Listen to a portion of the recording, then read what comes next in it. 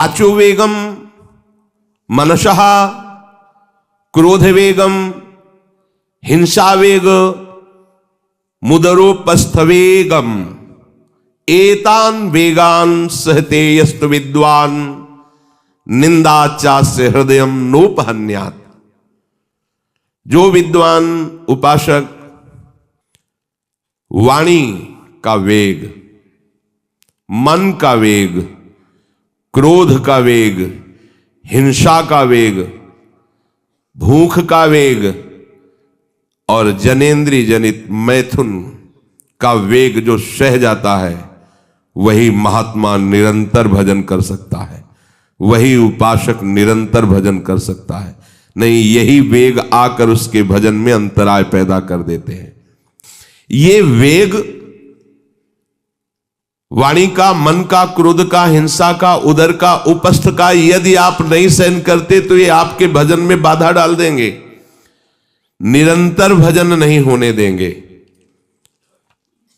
दूसरा, निरंतर भजन करने में जो प्रभु कह रहे हैं आसीत मत्परः, मेरे परायण होकर भजन करो। अब इन वेगों से बचकर क्यों भजन में चलता है तो उसके अंदर एक बात आने लगती है, मैं अच्छा भजनानंदी हूं। जहां ये बात आई तहां वो दूसरों जो वैष्णव है, महतजन है, महात्मा जन है, वो टीका टिप्पणी करने लगता है उनकी। ये होता है, अपने में श्रेष्ठ भाव आने पर दूसरे साधकों की, वैष्णवों की, महापुरुषों की, महतजनों की वो टीका टिप्पणी करने लगता है। ऐसा क्यों, ऐसा, ऐसा क्यों, ऐसा। ये आपके भजन को ही रोक देगा। निरंतर भजन चलने की तो बात जाने तो भजन से ही विमुख कर देगी ये वृत्ति। ये 6 बातें संतों के प्रति नहीं करनी चाहिए। वो वेग सहो और ये बात भूलकर अपनी वाणी पे न लाओ। बास निरूपण, किसी भी संत महात्मा वैष्णव के विषय में ऐसा कहना, ये तो महलों में रहते हैं या ये तो गांव में रहते हैं, ये तो इनको तो गंगा किनारे या स्मशान में कहीं खंडहर में रहना चाहिए, बाबा जी हैं ऐसे वैसे। वास निरूपण करना, तभी जब अहम जागृत होता है तो संतों के प्रति टीका टिप्पणी शुरू हो जाती है। वास निरूपण, किसी भी संत महात्मा वैष्णव के प्रति उसके वास के विषय में बोलना। दूसरा, ज्ञान निरूपण, किसी संत वैष्णव के प्रति ऐसा, ये पढ़े लिखे तो है नहीं, शास्त्रों का इनको ज्ञान तो है नहीं, भेष बना लिया, बस पेट भरण पोषण के लिए घूम रहे, कोई इनको ज्ञान तो है नहीं। क्या भजन करेंगे, क्या विचार करेंगे जब इनको पढ़े ही नहीं है, शास्त्रों का ज्ञान नहीं है, तो क्या ये भजन करेंगे। ज्ञान निरूपण। तीसरा, जाति निरूपण, अच्छा ये अमुक जाति के हैं, हाँ तभी चाहे जितना बेस रख ले, नीच जाति का तो नीचे जाति का रहेगा ना।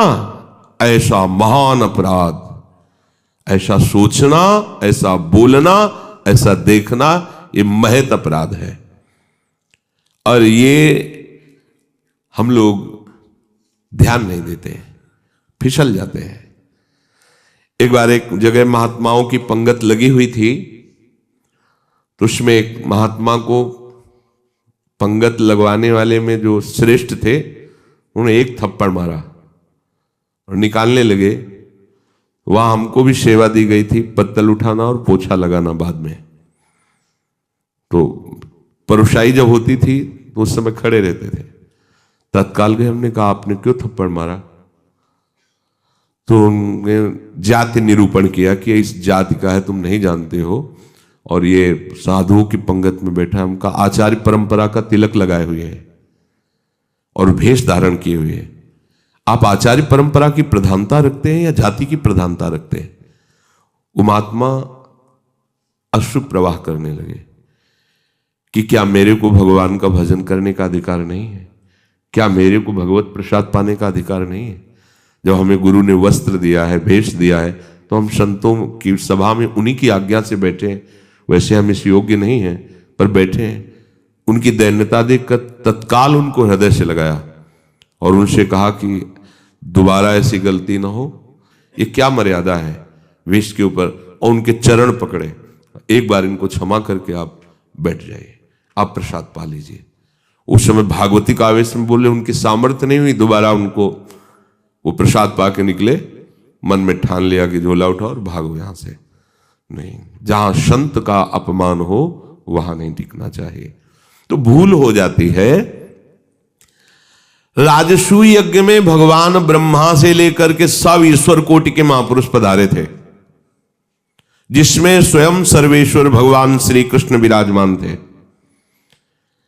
और उस पवित्रता का क्या वर्णन करना, जहां साक्षात धर्मराज विराजमान है वहां अपवित्रता का प्रवेश नहीं हो सकता। लेकिन यज्ञ की पूर्णता नहीं हुई थी। यज्ञ की पूर्णता सुपच वाल्मीकि के चरण धोकर रसोई में पवाने से हुई थी।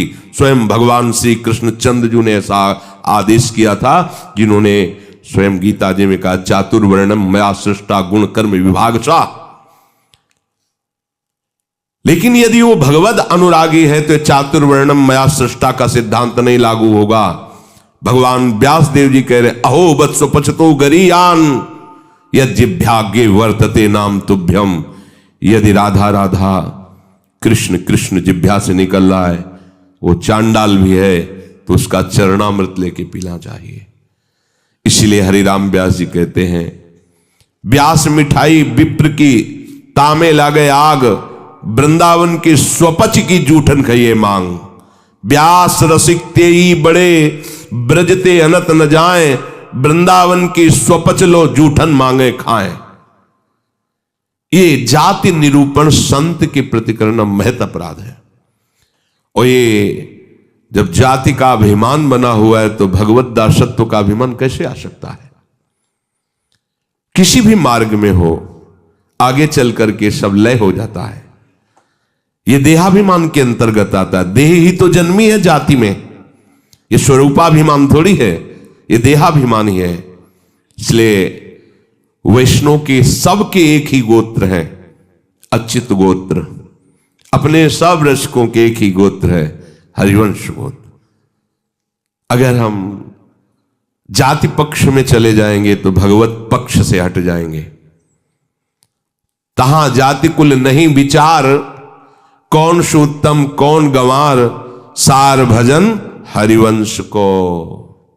और यारस मगन मिटे भवत्रास, सुनहु रसिक हरिवंश विलास, श्री हरिवंश गायो। कहीं भी प्रकट हुआ हो किसी भी कुल में, और वो जब आचार्य के शरणागत हो जाता है, आचार्य परंपरा से, तो अभेद हो जाता है। सुने प्रपन्न जेब है, अभद्र सर्व के गए, तिन्हें मिले प्रसन्न हुए, न जाति भेद मानिए न जाति भेद मानिए। उनको देख करके कहना चाहे, सुभाग हमारे अहोभाग्य आपके दर्शन हुए, आप पधारिए, आप विराजिए। और जैसे अपने पूज्य जनों का स्वागत किया जाता है, ऐसे मन में भी नहीं आना चाहिए कि ये अमुक जाति का संत है, इसके पैर कैसे छुए, इसका चरणामृत के। अगर ऐसा तो आपका भजन बाधित हो जाएगा। जाति निरूपण, यही गलती हो गई थी दंडकारण्य के ऋषियों से श्री माता सबरी के प्रति। एक तो स्त्री जाति और दूसरी भीलनी। कैसे हम महाब्रह्म ऋषियों के बीच में बड़े बड़े कीड़ा पड़ गए थे, सरोवर के जल का प्रयोग नहीं कर सकते थे, सब अशांत थे। और भगवान श्री राम ने माता सबरी को सौभाग्य दिया ऐसा जो ब्रह्म ऋषियों को भी नहीं मिला। इसलिए कभी किसी संत के जाति निरूपण न करें।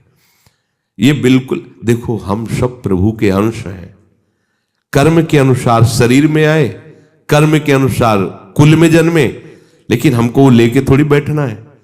हमको तो अपने प्रीतम के पास जाना है। हम ये कुल कर्म को लेके, जाति धर्म को लेकर के, शरीर को लेकर बैठे रहेंगे तो अगला जन्म निश्चित हो जाएगा। हमें प्रभु के पास जाना है। जो ही ये बात सोचकर आगे बढ़े तो आप केवल प्रभु के हो गए, खत्म खेल। बस सृष्टि चक्र के खेल के लिए है चातुर्वर्णम, भगवत मार्ग में जे ही आरूढ़ हुए तो वो शरीर राग हटा, भगवत अंश हो। जितने ब्रह्मा जी पवित्र हैं उतने तुम्हारा स्वरूप पवित्र है। जो भगवान शंकर का स्वरूप है वही तुम्हारा स्वरूप है। स्वरूप में अंतर नहीं है, अंतर है देह में। स्वरूप तो सबका एक ही है, भगवत स्वरूप है, सब आत्म स्वरूप है। चौथा, वृत्ति निरूपण। किसी महात्मा को देख के कहना है ना हाथ में माला है, हमें खास तो भजनानंदी तो लगते नहीं, पड़े रहते हैं, इधर खाते उधर खाते, भंडारा खाते डोलते हैं। बिल्कुल नहीं। तुम क्या जानो, क्या जानो कौन सी क्या वृत्ति है। एक भजन की ऐसी भी वृत्ति होती है जिसमें माला विक्षेप होता है। भजन में सहायक माला होता है, और एक भजन की ऐसी वृत्ति होती है जिसमें माला विक्षेप होता है। अगर कभी उत्साहपूर्वक ले भी लिया जाए तो 10-5 मिनट से ज्यादा नहीं चलेगा, रख जाएगा। स्वाभाविक छाया हुआ है, अब वहां मन का चलाए तो विक्षेप पड़ रहा है, गिनती करे तो विक्षेप पड़ रहा है, चल रहा है। अब आप क्या जाने, आप माला देख के तो जान जाते हैं कि जप हो रहा है, लेकिन बैठे हैं, टहल रहे हैं, तो आपको लगा खाली टहल रहे हैं। नहीं, ऐसा नहीं। संतों को जानना बड़ा कठिन होता है। एक बार गुरु जी की सेवा में सुकुमारी शरण थे, जे ही लाडली कुंज में प्रवेश हुए तो महाराज जी ने कहा दुर्गंध आ रही। ऐसे देखा और कहा वैष्णव अपराध करके आ रहे हो क्या? तो महाराज जी हम साबुन लगा के नहीं नहाते तो शायद शरीर से दुर्गंध। बोले वो दुर्गंध नहीं, ये वैष्णव अपराध की दुर्गंध है। गुरुदेव ने कहा महाराज जी सावधान रहते हैं, कोई वैष्णव अपराध तो नहीं। नहीं, हमें महसूस हो रही है। आप पहले वहीं खड़े रहिए, बताइए क्या वैष्णव अपराध किया है। भजन का क्या प्रभाव होता है, बहुत सूक्ष्म है, बहुत सूक्ष्म।